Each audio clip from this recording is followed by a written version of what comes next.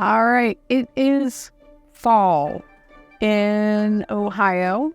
It's kind of that time of year where everybody's got a sweater or a sweatshirt, yet thankfully the sun is out. We're still outside enjoying the weather. But what does that mean for the housing market? And we're going to talk about what's going on right now and September 2023 numbers right now. So in September, we sold 1,192 units. That was down 18%. And it was down in August and in July. It's fabulous. And our system is still messed up, and that may be part of the reason. We're going to talk about some other reasons why I think things are going a little sideways, but we still do not have lowest and highest price sales. But what I do have is our average, which was $332,000, and that was down 3% from the prior month, but we're still up 6% year over year. Yay! Interesting numbers that kind of caught me off guard a little bit. Days on market, median days on market went from 6 to 12. I don't think they've ever been that long, not in a really long time. And then the other thing that was kind of surprising was the number of units we currently have available. Last month we had almost 1,800. This month we have 2,029 available, and that puts us at about, we're getting close to 2 months of inventory, so about 1 3/4 months. 1 month and 3 weeks of inventory. That just makes things a little weird. So let's discuss that.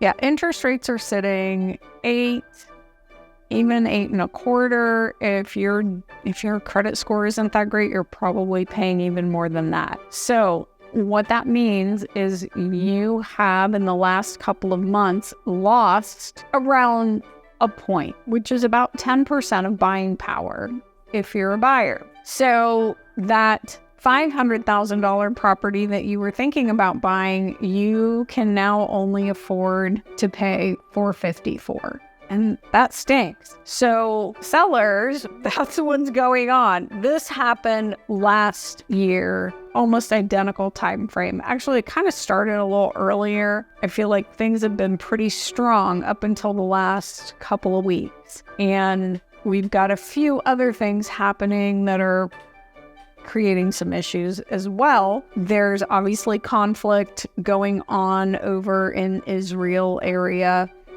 And we have been notified that troops will be going over there.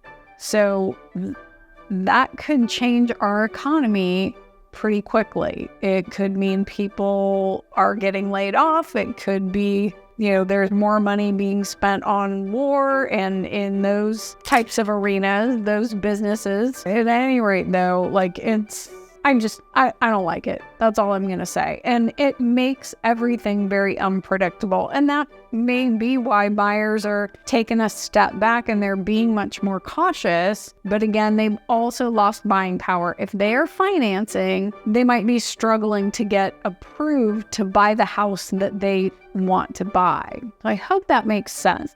But I think the thing to remember is cash buyers are still out there, and they are not just people who are investors. Like, I'm writing a cash offer right now for an owner-occupied property. Got one in contract last weekend, and not investors. These are just folks who've managed to save, and this is how they are choosing to pay for their property. Interest rates don't necessarily bother them. In fact, it makes it a little easier for them to get the property they want. All right, but what does all of this mean, and how is it going to affect us going forward? Well, I think that kind of remains to be seen at the moment. Things are a bit unpredictable. And we've always said, as long as the world doesn't catch fire, that prices of homes will still continue to overall go up every year. Now, we're in fall, so they're starting to fall a little bit. And again, just trying to help those buyers who are unable to get financed at the current interest rate, there might be some sellers who are offering to help pay closing costs, to put something toward buying a rate down, or they're just reducing the price of the house in hopes that someone is going to be willing to pay something close to what they thought it was going to be worth. I think at the end of the day, the thing to know is that a house is still a really good investment. You still have the opportunity to refinance it in the future if you get in at 8% and you don't want to stay there forever. I don't think anyone does, but my first house was 8.25% adjustable. I survived, but I bought something that I could afford at that rate. And it meant I had to do a lot of work to the house. But honestly, it was the perfect first home. So I think the moral of the story is do what makes sense and the rest of it will all work out. All right? Well, we will see you next month, but please leave us some comments. Let us know what you think about what's going on in the market, in the world. All right. Watch this video to learn more about living in Cincinnati.